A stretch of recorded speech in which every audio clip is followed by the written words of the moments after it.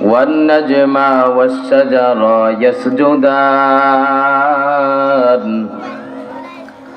وفضل زمانا على زمان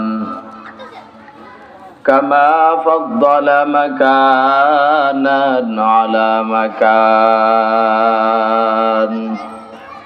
وإنسانا على إنسان ونشهد أن لا إله إلا الله وحده لا شريك له لا ضد له ولا ند له ولا مثل له ونشهد أن سيدنا وسندنا وحبيب ربنا وطبيبنا وطبيب قلوبنا ومولانا محمدا عبده ورسوله الذي أرسله الله تعالى بالحق بشيرا ونذيرا وداعيا إلى الله بإذنه وسراجا وقمرا منيرا أما بعد فأعوذ بالله من الشيطان الرجيم بسم الله الرحمن الرحيم الرحمن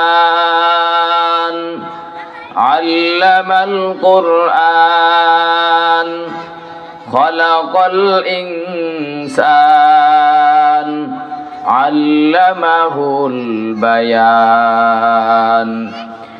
وقال النبي صلى الله عليه وسلم خيركم من تعلم القرآن وعلمه أو كما قال النبي عليه الصلاة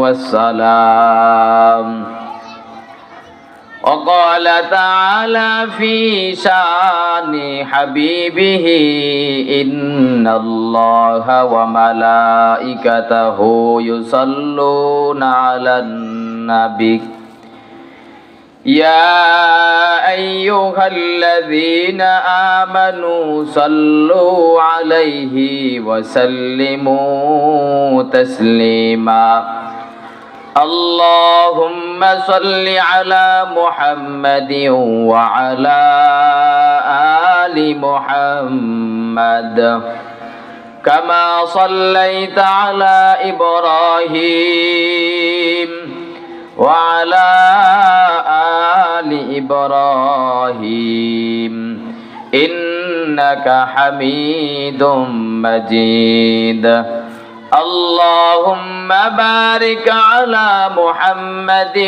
وعلى آل محمد كما باركت على إبراهيم وعلى آل إبراهيم إنك حميد مجيد درفشانی نے تیرے قدروں کو ذریعہ کر دیا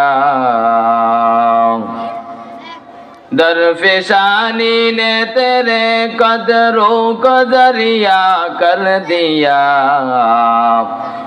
دل کو روشن کر دیا آنکھوں کو بینا کر دیا दिल को रोशन कर दिया आँखों को बीना कर दिया बलगल उला बी कमालिही कशफत दुजा बी जमालिही हसनत जमीअ खिसालिही सल्लु अलैहि व आलिहि। या रब मेरे आँखों ये समझ जाए मदीना, या रब मेरे आँखों ये समझ जाए मदीना। मुद्दत से मेरे दिल में तमन्नाए मदीना, मुद्दत से मेरे दिल में तमन्नाए मदीना। तलवार पकड़ हूँ के निकल मैदान हाजिर, तलवार पकड़ हूँ के निकल मैदान हाजिर। दुश्मन के मुकाबिल तो लगा नारे तकबीर, दुश्मन के मुकाबिल तो लगा नारे तकबीर। तो मर्द मुसलमान हो, तो मर्द मुसलमान, तू मर्द मुसलमान हो, तू मर्द मुसलमान।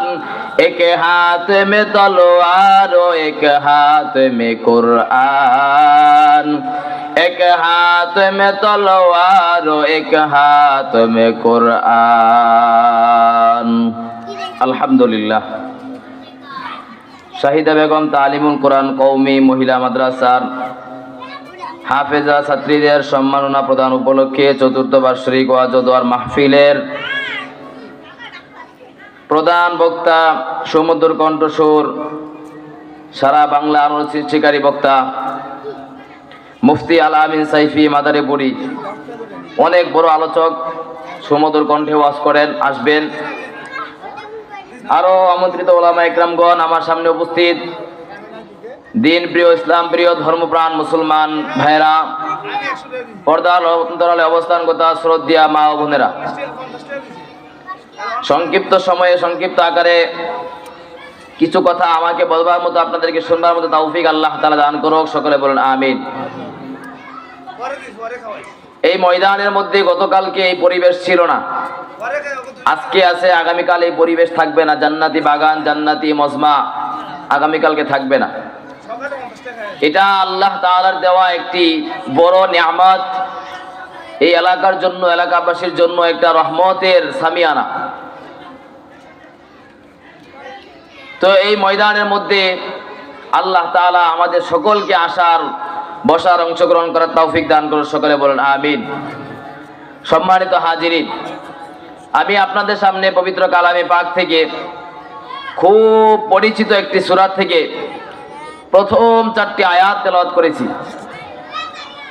রাসূল করিম সাল্লাল্লাহু আলাইহি ওয়াসাল্লামের অসংখ্য অগণিত হাদিসে পাক থেকে পরিচিত একটি হাদিস তেলাওয়াত করেছি। আমার তেলাওয়াতকৃত আয়াত এবং হাদিসের উপরে নির্ধারিত সময়ের মধ্যে কিছু আলোচনা করব ইনশাআল্লাহ। আল্লাহ তাআলা এই দুনিয়ার মধ্যে আমাদেরকে পাঠাইছেন, পাঠানোর পরে আল্লাহ তাআলা আমাদের জন্য যা কিছু প্রয়োজন সব কিছু ব্যবস্থা করে দিয়েছেন। দুনিয়াতে আল্লাহ তাআলা পাঠাইছেন, আমরা দুনিয়াতে বসবাস করতেছি দুইটা জিনিসের সমন্বয়। এই দুইটার যদি একটা না থাকে, একটা অচল হয়ে যায়, নাই হয়ে যায়, তাহলে আমরা দুনিয়াতে বসবাস করতে পারবো না। সেই দুইটা জিনিস, একটা হলো আমাদের মাটির তৈরি 3.5 হাত দেহ, একটা খাঁচা বা বডি, আর এর ভিতরে আল্লাহ পাক রব্বুল আলামিন রূহ ফুৎকার দিয়েছেন, রূহ দিয়েছেন। এই দুইটা জিনিসের সমন্বয় একটা পরিপূর্ণ মানুষ। এখন যার শুধুমাত্র দেহটা আছে, রূহ নাই, তাকে কেউ মানুষ বলে না। দেহটা একবারে সুঠাম দেহের অধিকারী, 130 কেজি 100-150 কেজি ওজনের মনে করেন একটা শরীর দেহ, কিন্তু তার মধ্যে রূহ নাই। রূহটা যতক্ষণ ছিল তাকে সবাই সম্মান করে, দাম দেয়, মূল্যায়ন করে, তার নাম ধরে ডাকে। ওই রূহটা যখন বের হয়ে যায় তাকে আর কেউ কাজে লাগায় না, তাকে আর কেউ ডাকেও না, তাকে আর কেউ মানুষও বলে না। তাকে সবাই লাশ বলে। তাইলে বোঝা গেল আমাদের 3.5 হাত দেহ, এই শরীর, হাত পা, অঙ্গ প্রত্যঙ্গের চাইতেও রুহের মূল্য বেশি, রুহের দাম বেশি। এখন আসি, এই শরীরের মধ্যে অনেক সময় ক্যান্সার হয়, অসুস্থতা হয়, অনেক বালা মুসিবত আসে, বিপদ আপদ আসে, রোগ ব্যাধি হয়। এখন শরীরের মধ্যে রোগ হলে, শরীরের মধ্যে কোনো অসুখ বিসুখ হলে এর জন্য ডাক্তার আছে, চিকিৎসা আছে, ঔষধ আছে। আবার এই রোগের যদি, এই শরীরের মধ্যে রোগ নিয়ে যদি অসুস্থতা আমরা ভুগি, ভুগতে ভুগতে ভুগতে ভুগতে এক সময় মারা যাব, আর এর চাইতে উপরে পরে আর কিছু হবে না, মরে গেলে শেষ। তাহলে আপনি আমি এই যে 3.5 হাত দেহ, মাটির দেহটা, এই দেহের জন্য আপনি আমি রোগের জন্য ঔষধ খাই, কত ডাক্তারের কাছে যাই, পরামর্শ নেই। কিন্তু দেহটাকে আমরা যদি ঠিক করতে না পারি, এই শরীরটাকে যদি রোগমুক্ত করতে না পারি, মারা যায়। পয়গম্বর বলেন, এই দেহের শরীরের রোগে আক্রান্ত হয়ে যদি কেউ মারা যায় তাহলে সে জান্নাতি। তাহলে দুনিয়ার এই শরীরের রোগে, দেহের রোগে আক্রান্ত হলাম, কিছু সময়ের জন্য অসুস্থতা ভোগ করলাম, কিন্তু যদি এই অসুস্থ শরীর নিয়ে মারা যায় তাহলে আল্লাহর তৈরি জান্নাত পাবো।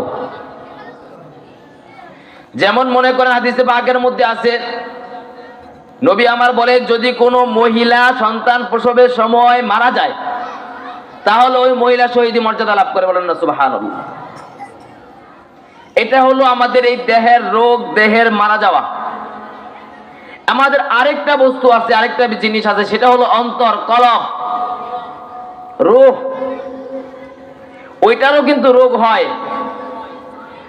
আপনি আমি যেমন 3 বেলা খাবার না খাইলে যেমন এই দেহটা দুর্বল হয়ে যায়, অসুস্থ হয়ে যায়, কোনো কাজে লাগে না, কাজ করতে পারি না, কাজ করতে ভালো লাগে না, ঠিক তেমনি ভাবে অন্তরের যদি রোগ হয়, কলবের মধ্যে যদি রোগ হয়, কলবটা অসুস্থ হয়ে যায়, কলবে ডাক্তার দেখাতে হয়, কলবকে ঔষধ দিতে হয়। আবার মনে করেন আপনি কলবের ঔষধ হলো 5 ওয়াক্ত নামাজ, কলবের খাবার হলো 5 ওয়াক্ত নামাজ, কলবের অন্তরের খাবার হলো জিকির আজকার, এরকম ইবাদত বন্দেগী। এখন দৈনন্দিন যেমন আপনি আমি 3 বেলা খাবার খায়া শরীরকে ঠিক রাখি, 3 বেলা খাবার না খেলে যেমন শরীরটা ভেঙে পড়ে যায়, অসুস্থ হয়ে যায়, ঠিক তেমনি ভাবে অন্তরকে, কলবকে যদি আপনি আমি 5 ওয়াক্ত নামাজ নামক খোরাক যদি না দেই তাহলে অন্তরটা মরে যায়, অন্তরটা অসুস্থ হয়ে যায়, দুর্বল হয়ে যায়, ও অন্তর দিয়ে ভালো কাজ করা যায় সম্ভব না। মনে করেন আপনি আজকে সারাদিন 3 বেলা খান নাই, যদি আপনাকে বলে ভাই আমার এই চাউলের বস্তাটা একটু উঠায় দাও, আমার এই কাজটা একটু করে দাও, আপনি বলবেন কি যে ভাই আমি খুব অসুস্থ, আজকে 3 বেলা খাবার খাই নাই, শরীরটা খুব দুর্বল, এই কাজটা আমার দ্বারা করা সম্ভব না। ঠিক তেমনি ভাবে কলবের অন্তরের রোগের প্রথম খাবার হলো 5 ওয়াক্ত নামাজ। এই 5 ওয়াক্ত নামাজ যদি আমরা অন্তরকে খোরাক না দেই তাহলে অন্তরটা সাময়িকভাবে, প্রাথমিকভাবে দুর্বল হয়ে যায়, দুর্বলতা চলে আসে, ওই কলব দিয়া, ওই অন্তর দিয়া ভালো কাজ করা যায় না। যদি বলি ভাই একটু ওয়াজ মাহফিলে আসেন, ভাই ভালো লাগে না, তার মানে সে আজকে সারাদিন নামাজ পড়ে নাই, ওই অন্তরটা একটু নরম হয়ে গেছে, দুর্বল হয়ে গেছে, কলবটা আস্তে আস্তে দুর্বল হয়ে যাচ্ছে। তাহলে আপনি আমি কি পরিমাণ নামাজ ছেড়ে দিচ্ছি, এই জন্য আপনার আমার দ্বারা গুনাহ ছাড়া সম্ভব হয় না। কি পরিমাণ আপনি আমি নামাজ ছেড়ে দিচ্ছি, এই জন্যই অন্যের আল ঢালতে আপনি দ্বিধাবোধ করেন না। কি জন্য আপনি আমি নামাজ ছেড়ে দিচ্ছি, এত পরিমাণ নামাজ ছাড়তে ছাড়তে যদি আপনি একদিন 3 বেলা না খান, পরের দিন 3 বেলা না খান, তারপরের দিন 3 বেলা না খান, করতে করতে আপনি একবারে শরীরটা একবারে চিকন হয়ে মারা যাবেন, শুকিয়ে যাবেন। ঠিক তেমনি ভাবে 5 ওয়াক্ত নামাজ না পড়তে না পড়তে না পড়তে না পড়তে, কারণ আল্লাহ তাআলা কোরআনের মধ্যে বলে দিয়েছেন, ইন্নাস সালাতা তানহা আনিল ফাহশাই ওয়াল মুনকার। আল্লাহ তাআলা কোরআনুল কারীমের মধ্যে জানায়া দেন, নিশ্চয়ই নামাজ ফাহিশা কাজ থেকে, গর্হিত কাজ থেকে, অন্যায় কাজ থেকে বিরত রাখে। এখন আবার আমরাই প্রশ্ন করি, হুজুর ওই লোক তো দেখি জুমার দিন নামাজ পড়ে, হাদিস 5 ওয়াক্ত নামাজ দেখি মাঝে মাঝে পড়ে, আবার সুদের কারবারির মধ্যে নাম সবার আগে, বড় ভাই হইয়া 5 ওয়াক্ত নামাজ পড়ে ছোট ভাইকে ঠকাইতে দ্বিধাবোধ করে না, তার মানে হলো আপনার আমার কলবটা দুর্বল হয়ে গেছে। 5 ওয়াক্ত নামাজ যে সঠিকভাবে দিলে যেমন খোরাক পাইয়া ওই রোহটা সচেত থাকতো, রোহটা আত্মাটা যেমন কলবটা যেমন সুস্থ থাকতো, আপনার এই নেক কাজ ভালো কাজ করা আপনার জন্য ভালো লাগতো, অন্যায় কাজ ছেড়ে দেওয়াটা আপনার জন্য ভালো লাগতো। যেমন আপনি শরীরকে ঠিক রাখার জন্য খাবার তো 3 বেলা খান, এর চাইতে ভালো খাবার খান। 3 বেলা খান, ডিম খান, দুধ খান, মৌসুমী ফল ফ্রুট খান, মানে 3 বেলা খাবারের সাথে সাথে আরো ভালো কিছু খান শরীরকে ঠিক রাখার জন্য। ঠিক তেমনি ভাবে আমি তো নামাজ তো পড়তেছি কিন্তু ঠিকভাবে নামাজ পড়ি না। নামাজটা যেইভাবে পড়লে কলবের জন্য খাবার হবে, নামাজটা যেইভাবে পড়লে কলবের অন্তরের খোরাক হবে সেইভাবে পড়ি না, কোন রকম পড়ি। এই জন্যই নামাজও আপনাকে আমাকে ফাহিশা কাজ থেকে বিরত রাখতে পারে না। এই জন্য নামাজ শিখতে হলে, নামাজ জানতে হলে এই মাদ্রাসায় আসতে হবে, কোরআন শিখতে হবে, কোরআন জানতে হবে, কোরআন বুঝতে হবে। এটাই আল্লাহ তাআলা পবিত্র কালামের মধ্যে জানায়া দেন। এই দুনিয়ার মধ্যে আল্লাহ তাআলা আমাদেরকে সৃষ্টি করেছেন। আমরা দেখি দুনিয়ার মধ্যে আগে মানুষ সৃষ্টি হয়, আগে মানুষ জন্ম নেয়, তারপরে আস্তে আস্তে লেখাপড়া শিখে। আল্লাহ বলেন আর রহমান, আমি আল্লাহ হলাম রহমান। আল্লামাল কোরআন, নাজিল করেছি, অবতীর্ণ করেছি আমি কোরআন। খলাকাল ইনসান, তারপরে বানিয়েছি, সৃষ্টি করেছি মানুষ। আল্লাহ বলতেছেন আগে কোরআন তারপরে মানুষ, কেন আল্লাহ বললেন? কিন্তু আমরা তো দুনিয়ার মধ্যে দেখতেছি না, আরে না না, আল্লাহ বললেন আগে কোরআন তারপরে মানুষ, কিন্তু আমরা দেখি না, আগে তো দেখি মানুষ তারপরে কোরআন শিখে। আমাদেরটা তাইলে উল্টা নাকি আল্লাহটা উল্টা? না না, আমাদেরটাই উল্টা, আল্লাহটাই ঠিক আছে। যদি এটা আমি জানতে চাই তাহলে চলে যাই সে 1450 বছর আগে, 1500 বছর আগে। আল্লাহ পাক রব্বুল আলামিন এমন সময় পয়গম্বরকে দুনিয়ার জমিনে পাঠাইলেন। পয়গম্বরে আরবি সাল্লাল্লাহু আলাইহি ওয়াসাল্লামকে এমন এক নাজুক পরিস্থিতিতে আল্লাহ তাআলা পাঠাইলেন। ওই সময়টাকে জাহিলে জামানা বলা হয়। পয়গম্বর আসিয়া কোরআন নিয়ে যখন পয়গম্বর আসলেন, এ ভাই কোরআন আসার আগেও তো দুনিয়ার মধ্যে মানুষ ছিল, ওই বনি ইসরাইলের মানুষ ছিল, জাহিলি যুগের মানুষগুলা ছিল, আবু জাহেল, উতবা, সাইবা, আবু লাহাব ছিল। কিন্তু আল্লাহ যখন কোরআন নাজিল করলেন, কোরআন নাজিল করার পরে পয়গম্বরের মাধ্যমে কোরআন যখন সকলের ধারে ধারে আল্লাহ তাআলা পৌঁছে দিলেন, ওই আল্লাহর নবীর জবান দিয়া কোরআনুল কারীমের তেলাওয়াত যে শুনেছে, কোরআনুল কারীমকে যে মেনেছে, কোরআনুল কারীম যে ধরেছে, আল্লাহ তাআলার কাছে তারাই ওই সময় প্রকৃত মানুষ হয়ে গেছে। ওই কোরআন গ্রহণ করেছে ওমর, কোরআন গ্রহণ করেছে আবু বকর, কোরআন গ্রহণ করেছে ওসমান, আলী, আর অনেক সাহাবীরা। আজকে তারা মানুষের মতো মানুষ হইয়া আপনার আমার আদর্শ আইডল হিসাবে তারা আমাদের সামনে থাকে। ওই লোকগুলার নাম আমরা শ্রদ্ধার সাথে ধরি, শ্রদ্ধার সাথে বলি, কারণ তারা কোরআন গ্রহণ করিয়া মানুষের মতো মানুষ হয়ে গেছে। কিন্তু আবু জাহেল, উতবা, সাইবা কোরআন গ্রহণ করে নাই, তারা দেখতে মানুষ কিন্তু তাদেরকে মানুষ বলা হয় না। যদি তারা মানুষ হইতো, যদি তাদেরকে মানুষই বলা হইতো,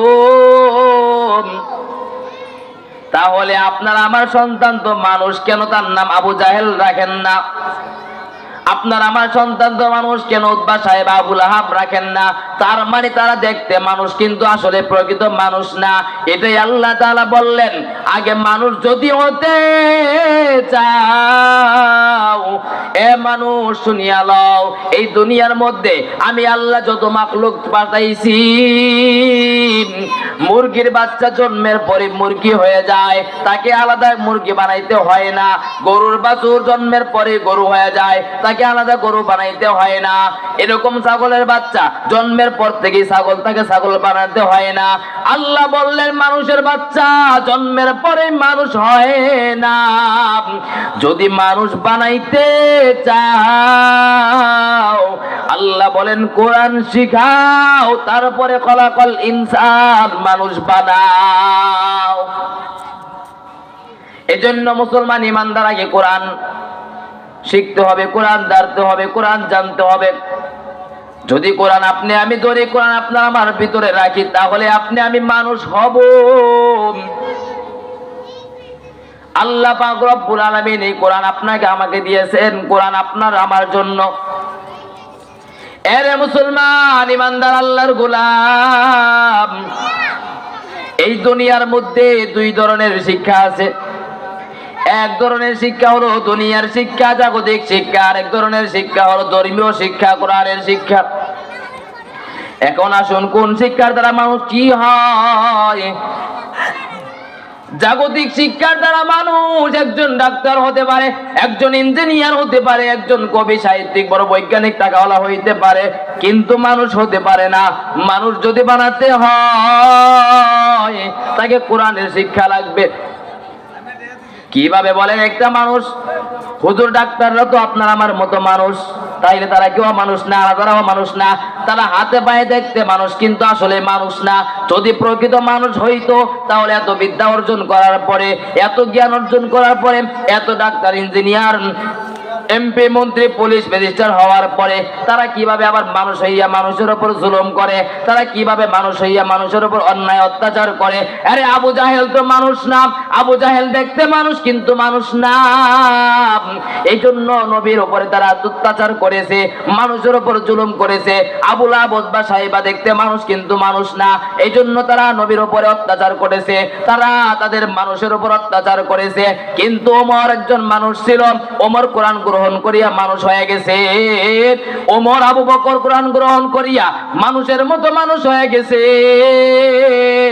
যেই ওমর কোরআন গ্রহণ করার পরে যখন মানুষ হয়ে গেল, পরিপূর্ণ মানুষ যখন হয়ে গেল, ওই ওমর যখন রাজনীতির ময়দানে, ওমর যখন সিংহাসনের ময়দানে বসলেন,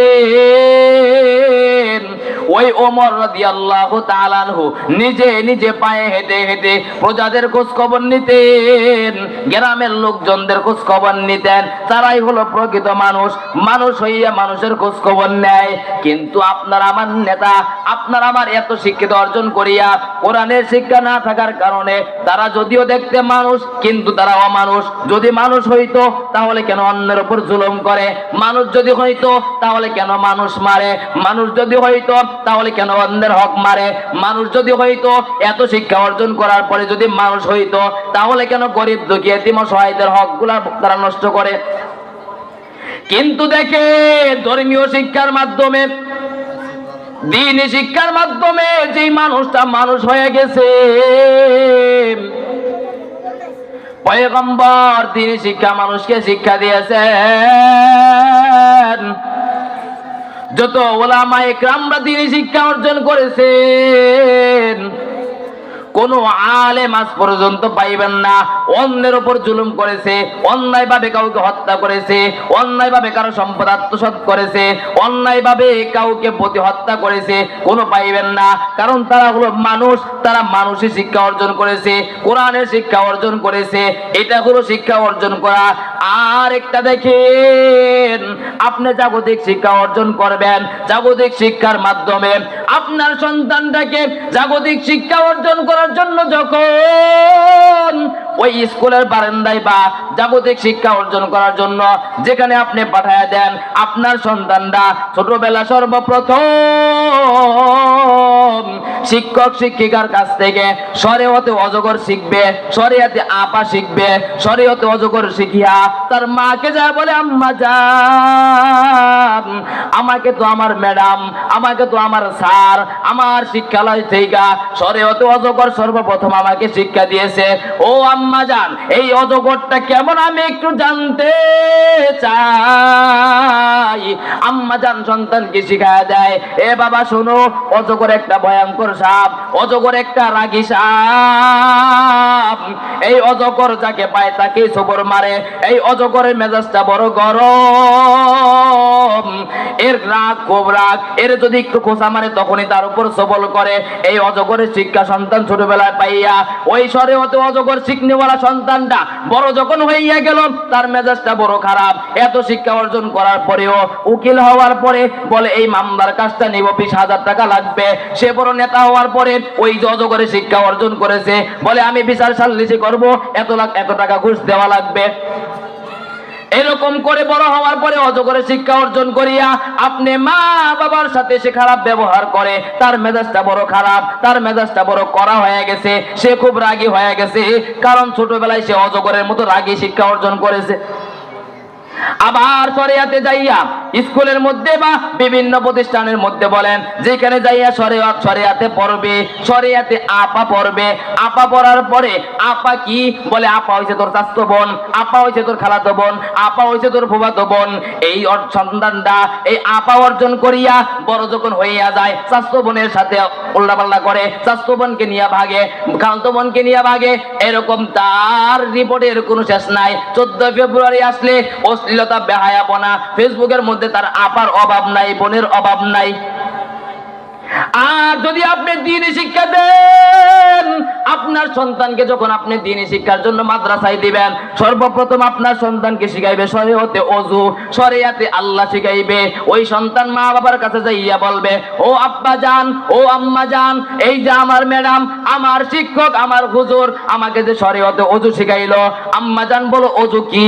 আম্মা জান সন্তানকে বুঝায় বলবে, বাবা ওযু হলো একটা পবিত্র হওয়ার মাধ্যম, পবিত্রতা অর্জন করার একটা বস্তু। পবিত্রতা অর্জন করা যায় ওযুর মাধ্যমে। ওযু করে কি করে? ওযু করে নামাজ পড়ে, ওযু করে কোরআন তেলাওয়াত করে। এই যে ওযুর শিক্ষাটা সন্তান ছোটবেলা পেয়ে গেল, এই ওযুর শিক্ষা পাইয়া সন্তান মসজিদে যায়, সন্তান রাগ মুক্ত হইয়া যায়। কারণ নবী হাদিসে পাকের মধ্যে বলেছেন, তোমাদের মধ্যে যদি কেউ রাগ উঠে যায়, তোমাদের মধ্যে যদি কারো মেজাজটা গরম হইয়া যায়, ওই লোকটাকে ওযু করাইয়া দাও, ওযু করাইয়া বসাইয়া দাও, তার মেজাজটা ঠান্ডা হয়ে যাবে। তাহলে ওযু যেই সন্তান ছোটবেলায় ওযু শিখবে, ওই সন্তানের মেজাজ কোনোদিন খারাপ হবে না, মা বাবার উপরে হাত তুলবে না, বড় ছোটদের উপর হাত তুলবে না, ছোটরা বড়দেরকে সম্মান করবে, কারণ তার মেজাজটা নমনীয়তা, পবিত্রতা চলে আসছে। আবার শরিয়াতে পড়বে আল্লাহ, তার মাকে যাইয়া বলবে, আম্মা জান, আমার উস্তাদ, আমার হুজুর, আমার ম্যাডাম আমাকে শরিয়াতে আল্লাহ শিখাইছে। আল্লাহ আবার কে? ওই মা বাবা সন্তানকে বলে, বাবা আল্লাহ হলেন উনি, আল্লাহ হলেন তিনি, যিনি তোমাকে পাঠাইছে, যিনি আমাকে পাঠাইছে, যিনি তোমাকে খাওয়ায়, যিনি আমাকে খাওয়ায়। এই যে আল্লাহর পরিচয় শিখাইয়া দিলেন, এই সন্তান আল্লাহর পরিচয় লইয়া ওই সময় থেকে সে আল্লাহকে খুঁজতে থাকে, আল্লাহকে তালাশ করতে থাকে, আল্লাহকে খুঁজতে খুঁজতে চরমনার ময়দানে চলে যায়, আল্লাহকে খুঁজতে খুঁজতে মাদ্রাসায় ভর্তি হয়ে যায়, আল্লাহকে পাওয়ার জন্য ওয়াজ মাহফিলের প্যান্ডেলে বসে যায়, কারণ সে ছোটবেলায় পড়েছে আল্লাহ। এই জন্য মা বাবারা সন্তানকে দ্বীনি শিক্ষা দেন, সন্তানকে ধর্মীয় শিক্ষা দেন। ধর্মীয় শিক্ষার দ্বারা আবার কি লাভ হয় এটা বলে শেষ করে দিব। 2 ধরনের শিক্ষার দ্বারা কোনটার দ্বারা কি লাভ? আপনার সন্তানকে আপনি ক্লাস 1 থেকে, শিশু থেকে আপনি জেনারেল লাইনে মাস্টার্স বিসিএস পর্যন্ত 30 বছর টাকা খরচ করে পড়াইলেন। আপনার সন্তানকে আপনি এত পড়াইলেন, খালি টাকা খরচ করলেন আর করলেন আর করলেন, এক নেকিও হয় নাই, এক বিন্দু লাভও হয় নাই। লাভ আপনার তখন হবে যখন সন্তান বিসিএস এর পরে চাকরি পাবে, 30 বছর পরে যখন চাকরি পাবে, পাইতে পারে নাও পারে, যদি পায় তাহলে লাভ, যদি না পায় তাহলে আপনার 30 বছরই বিতা। এক পরিমাণ ইহকালও হয় নাই, পরকালও হয় নাই। আর এই ধর্মীয় শিক্ষা যখন আপনার সন্তানকে মাদ্রাসায় দিছেন, আপনার সন্তান কিছুই পারে না, পাঞ্জাবিটা গাইতে আয়া মক্তবের মধ্যে পাঠাইয়া দিলেন। আপনার সন্তানকে আপনি নিয়ে আসলেন। ওই দিন সন্তান প্রথম দিন বিসমিল্লাহ বলল বা আলিফ বা তার আলিফ বলে শুরু করে দিল। এই যে আলিফ বলে পড়তে শুরু করে দিছে, এই দিন থেকে আলিফ থেকে শুরু করিয়া আপনার নেকি শুরু হয়ে গেছে। ইহকাল না পাইলেও পরকালে আপনার জন্য শুরু হয়ে গেছে। কিয়ামত পর্যন্ত যেদিন মাদ্রাসায় দিয়েছেন, প্রথম শিক্ষা যেদিন নিয়েছে, আলিফের সবক যেদিন নিয়েছে, ওই আলিফ থেকে শুরু করে আপনার সন্তান যতদিন শিখবে, আপনার আমলনামায়, সন্তানের আমলনামায় নেকি বসতেই থাকবে, বসতেই থাকবে, ব্যাংকে জমা হতেই থাকবে অটোমেটিক। তাহলে লাভ কোনটা? আমরা তো বাঙালি লাভ খুঁজি। আপনি এত কষ্ট করে পড়াশোনা করাইলেন, যদি না পায় চাকরি তাহলে তো শেষ, সারা জীবনের কষ্ট শেষ। আর এখানে দিবেন আপনি, কসম করে বলতে পারি, মাদ্রাসায় পড়েছে, বাবা হাফেজ হয়েছে, আলেম হয়েছে, কেউ না খায় মরে না। আবার কেউ মা বাবার উপর কোনোদিন জুলুম অত্যাচার করে না। কিন্তু আপনি এত টাকা পয়সা দিয়ে এত লেখাপড়া করাইলেন, সরকারি চাকরি, সন্তানও চাকরি করে, সন্তানের বউ চাকরি করে, আপনার তো দেখেই না। আপনাকে তো বাড়ির মধ্যে বুড়া বুড়ি দুইজনের খাইতে হয়, বরঞ্চ ওদের সন্তানকে আপনার লালন পালন করতে হয়। তাহলে লাভটা কোথায়? দেখেন, লাভ তো খুঁজেন। আর এই ধর্মীয় শিক্ষা আপনার খোঁজখবর নেবে তো নেবেই, মরার পরেও আপনার জানাজার ইমামতি করবে, মরার পরেও আপনার জন্য দোয়া করবে। এই জন্য এই মাদ্রাসা এখানে আপনার সন্তানদেরকে দিবেন, কোরআন শিখাবে। এখান থেকে আলহামদুলিল্লাহ 2 জন কোরআনের হাফেজাদেরকে সম্মানী প্রদান করা হবে, হিসাব দেওয়া হবে, মানে 2 জন এখান থেকে এবছর হাফেজা বের হবে। আলহামদুলিল্লাহ, এটা আপনাদের জন্য একটা বড় গৌরব। মুফাসসির একদম বলে, একটা হাফেজ বা হাফেজাকে হাফেজ হইতে একটা কোরআন শরীফকে 84,000 বার খতম করা লাগে। তাহলে ওই যে হাফেজটা 84,000 বার পড়লো, এই সব তো আপনি আমি পাবো। কেউ বুদ্ধি দিয়ে, কেউ টাকা দিয়ে, কেউ শ্রম দিয়ে, কেউ ছাত্র দিয়ে, কেউ পরামর্শ দিয়ে সাহায্য সহযোগিতা করতেছি। ইনশাআল্লাহ এর বদলা আমরা পাবো। যাদের কাছে ছাত্র আছে ছাত্র দিব, ছাত্রী দিব, মহিলা মাদ্রাসা কিতাব বিভাগ পর্যন্ত আছে। এজন্য এই মাদ্রাসার সাথে সকলেই সুসম্পর্ক রাখবো, আন্তরিকতা রাখবো, মাদ্রাসার খোঁজ খবর রাখবো। ভাই, এটা হলো নাজাতের জরিয়া, ব্যাংকে, আখিরাতের ব্যাংকে জমা করার একটা মাধ্যম। এই জন্য আপনি আমি মাদ্রাসার সাথে খোঁজখবর রাখবো, সুসম্পর্ক রাখবো, সন্তানদেরকে দ্বীনি শিক্ষা দিব। এই জন্য আমরা সন্তানদেরকে এভাবে রেখে যাবো যে আমার সন্তান যেন জানাজার ইমামতি করতে পারে, জানাজা পড়াইতে পারে। আজকে জানাজার মধ্যে দাঁড়াইলে দেখা যায় নিজের সন্তান জাগতিক শিক্ষা অর্জন করিয়া বড় হয়ে গেছে, কিন্তু বাবা জানাজার সামনে দাঁড়াইছে, তার প্যান্টটা টাকনুন নিচে আল্লাহু আকবার করে দাঁড়াইছে, আর কিছুই হইতে না, মুখে ধরে না। এই সন্তান রেখে লাভ কি? আপনার বিদায়ের সময় যদি আপনার বিদায়ের দোয়াটা না পড়তে পারে, মরার পরে তারপরে কবরে যাওয়ার পরে দোয়া করবে, এটা তো শেষ। এই জন্য সন্তানকে, শিশু সন্তানকে মাদ্রাসায় দেন, দ্বীনি শিক্ষা অর্জন করান, কোরআনে হাফেজ বানান, তারপরে ডাক্তার, ইঞ্জিনিয়ার যা লাগে বানায়েন। আল্লাহ পাক রব্বুল আলামিন আমাদেরকে এই কোরআনের সাথে সুসম্পর্ক রাখার, কোরআন এই মাদ্রাসার সাথে সুসম্পর্ক রাখার, ছেলে মেয়েদেরকে দ্বীনি শিক্ষায় শিক্ষিত করার তৌফিক আল্লাহ তাআলা দান করুন। সকলে বলেন আমিন। ওয়া আখির দাওয়ানা আলহামদুলিল্লাহি রাব্বিল আলামিন। আসসালামু আলাইকুম ওয়া রাহমাতুল্লাহ।